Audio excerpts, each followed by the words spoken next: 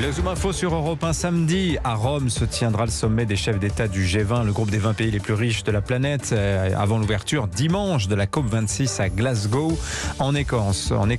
Grosse séquence internationale donc.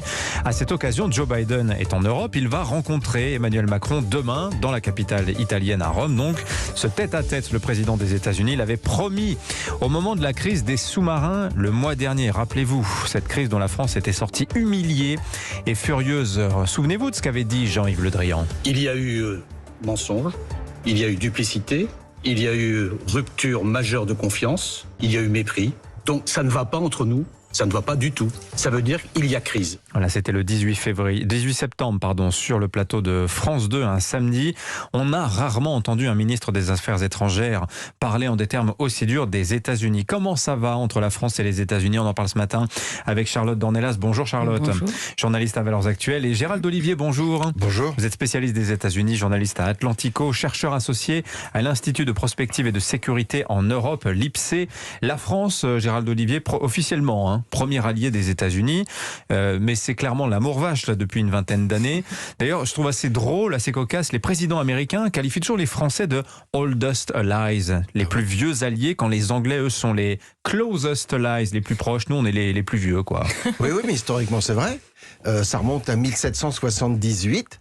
Donc c'était à l'époque de la guerre d'indépendance. Les Français sont venus soutenir les Américains à l'époque, ce qu'on appelait les patriotes. Oui, dans le but surtout de contrarier les Britanniques. Voilà. C'est exact, mais ça fait que historiquement, nous restons quand même l'allié le plus ancien, donc le plus vieux, donc le premier. Mais quel regard porte-t-il aujourd'hui sur la France? Et d'ailleurs, d'une manière plus globale, peut-être sur l'Europe. Porte-t-il d'abord un regard global sur l'Europe? Font-ils des distinctions? Et la France suscite-t-elle toujours l'intérêt, l'amour que l'on pensait avoir dans le cœur des Américains? Il y a toujours eu une relation, vous avez dit amour vache, on pourrait dire love-hate en anglais, amour-haine, parce que les Américains ont vocation à avoir une civilisation qu'ils considèrent comme universaliste, et les Français ont exactement la même vocation. C'est-à-dire que les Français considèrent que leur révolution, la première grande révolution, avait vocation à s'étendre partout, et avec elle, les principes universels des droits de l'homme, etc., etc. Les Américains ont une vision un petit peu similaire. Leur fameuse Manifest Destiny, pour pas rentrer dans l'histoire, mais vos auditeurs connaissent sans doute. La destinée manifeste des États-Unis. Exactement, oui. Qui est de répandre son modèle à travers le monde. Et donc, il y a une sorte de compétition, parce qu'on a deux fois les mêmes vocations. Maintenant, c'est pas du tout les mêmes puissances. Le PIB américain est à peu près 15 fois supérieur au PIB de la France. Vous serez sûrement meilleur avec les chiffres que moi. Mais on n'est pas du tout à la même échelle.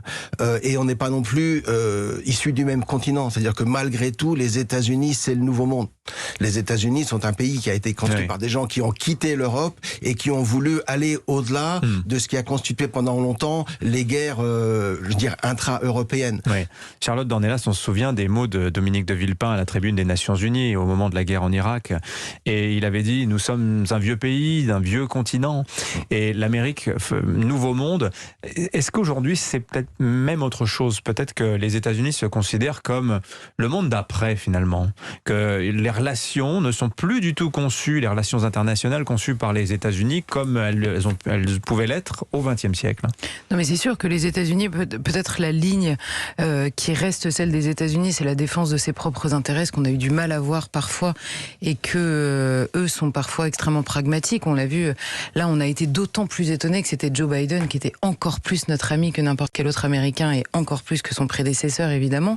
Donc il y avait une espèce d'attentisme idéologique, pas du tout sur le terrain des intérêts. Et quand je réentends aujourd'hui notre ministre des Affaires étrangères dire il y a eu mensonge, il y a surtout eu défense des intérêts américains et naïveté hallucinante de la France sur un dossier dans lequel les Américains ne nous ont même pas considérés. Souvenez-vous des propos, d'ailleurs je crois que c'était Mike Pence qui était interrogé et qui disait mais on n'a pas du tout voulu mal faire, on a oublié de vous prévenir en fait. L'humiliation même dans l'explication derrière, et là on voit Joe Biden qui avait promis en effet à ce moment-là de réchauffer les liens en rencontrant le président de la République. On comprend que ça se fait à l'occasion d'autre chose et qu'on va reparler de ça. Et quand on nous parle du coup de téléphone qu'il y a eu ces derniers jours entre Joe Biden et Emmanuel Macron, dernier, oui. Voilà, on apprend qu'il a été question de coopération, qu'il a été question de la défense européenne qui travaillerait en complémentarité avec l'OTAN. On a compris qu'en fait, il était encore question des intérêts américains et simplement quand la France se pense toute seule, parce que vous parlez de Dominique de Villepin, à l'époque, la France se pensait différemment. En autonomie stratégique. En autonomie, évidemment, des États-Unis. Et là, il a été question du soutien des États-Unis au Sahel. Il a été question de la coopération, ce terme m'a fait rire, parce que la coopération franco-américaine sur le terrain indo-pacifique, la manière même d'en parler est américaine en fait. Donc voilà, on essaye de se rattraper nous et les Américains continuent à nous prendre pour argent non comptant. Gérald Olivier, alors je lisais cette analyse de Laurence Nardon, autre spécialiste des États-Unis, qui au moment de la crise des sous-marins résumait les choses en disant les Américains ont l'impression que l'Europe ne leur sert à rien aujourd'hui dans leur réorientation stratégique, le fameux pivot initié par Barack Obama où la priorité désormais c'est la Chine, c'est l'Asie. Néanmoins, ils exigent de nous, leurs vieux alliés, un alignement total. Donc, on s'aligne ou non, finalement, on ne sert plus à rien. Vous partagez cette vision de Laurence Nardon ? Oui, je pense qu'elle est relativement exacte quant à la vision qu'ont les États-Unis du monde d'aujourd'hui, des menaces qu'ils doivent affronter et du rôle que leurs alliés doivent jouer. Et là, on constate une certaine continuité de la politique américaine qui dépasse un président.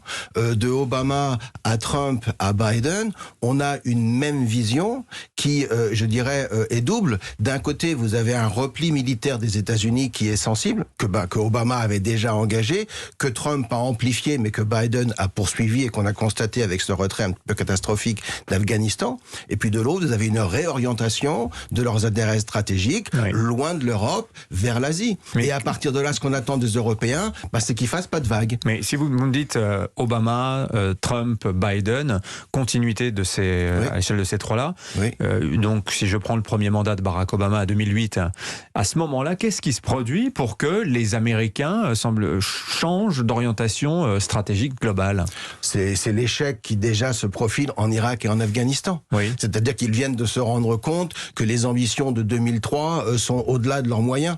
Qu'il y a des éléments qu'ils ne comprennent pas. On ne change pas une civilisation, civilisation irakienne qui est plusieurs fois millénaire. Le fameux nation building, on construirait la démocratie comme ça avec quelques milliards. Le retrait d'Afghanistan signe pour moi, plante le dernier clou dans le cercueil du nation building, de la reconstruction nationale telle qu'elle avait été envisagée à la fois en Irak et en Afghanistan et qui au passage avait réussi en Allemagne et au Japon. Ils essayaient de refaire dans ces deux pays ce qu'ils avaient réussi à faire après la Seconde Guerre mondiale en reconstruisant le Japon et en reconstruisant l'Allemagne, qui sont aujourd'hui deux alliés très sûrs. Mais pourquoi ça a marché à l'époque et pas aujourd'hui ? On n'a pas les mêmes pays en face de nous, on n'a pas le même contexte, voilà. Il y avait peut-être un petit peu de naïveté de leur part de ce côté-là.